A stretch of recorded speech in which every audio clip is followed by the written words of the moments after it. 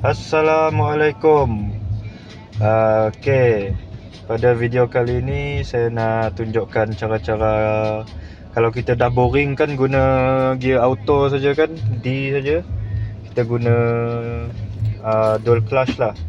Kalau kita pindah pergi S ni, gear dia pakai gear fizikal tetapi bergerak dengan auto. Kita tak payah tukar naik tambah tolak. Kita tak perlu nak tambah tolak gear lah. Dia akan tukar dengan secara automatik. Ini biasa digunakan masa untuk kita nak laju lah, kita nak starting. Okay, saya left pergi gear 1. Ini saya gunakan dual clutch dia lah.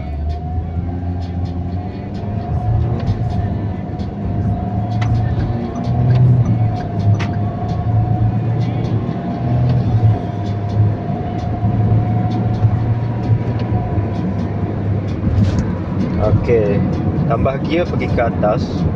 Dan untuk release gear pula, kita tarik pergi bawah lah. Ini untuk turun gear lah. Okey, kalau kita boring kan guna gear auto CVT. Kalau kita pindah pergi T ni kan, gear ni gear CVT lah. Kita pindah pergi ke dual clutch. Kalau kita pakai gear ni, kita boleh tukar gear dengan turun gear.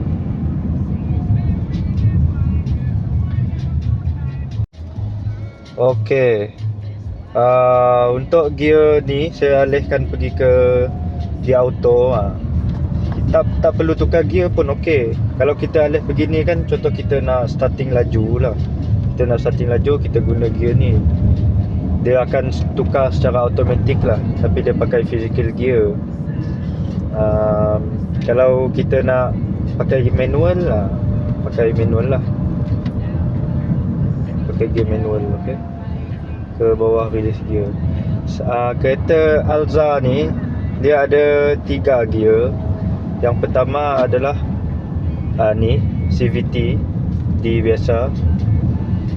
Yang kedua adalah auto physical.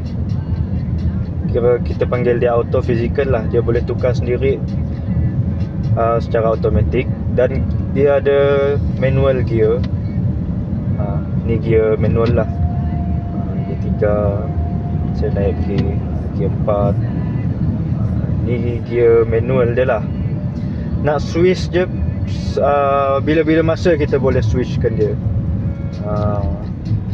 Tapi dalam kelajuan yang laju, contoh 14 kalau kita sedang pakai manual ni lah, lepas tu kita nak alih pergi CVT kan, dalam kelajuan 14, 15, 18 kan, kita nak alih pergi CVT, better masa dia slow baru boleh alihkan pergi ke CVT. Sebab CVT kan dia pakai bell, ni kan pakai gear fizikal sekarang ni.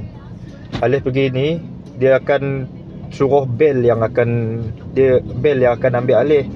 So kalau dalam kelajuan laju, bell ambil alih, dia akan slip lah. Dia akan slip dan dia akan burn. Dia licin lah, bell tu akan licin, baru dia akan tangkap gear balik dalam kelajuan laju. Kalau nak laju juga pun, lebih baik pakai gear manual, pakai gear auto physical lah. Kalau nak pakai dual clutch pun boleh, tapi nak pakai ni pun boleh juga. Jangan pakai CVT kalau kelajuan laju, sebab CVT akan slip lah.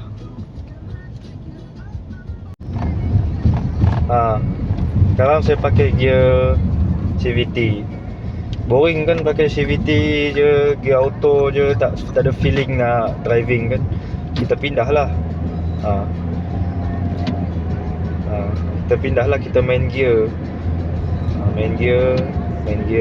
Dah dekat dengan kereta, release lagi.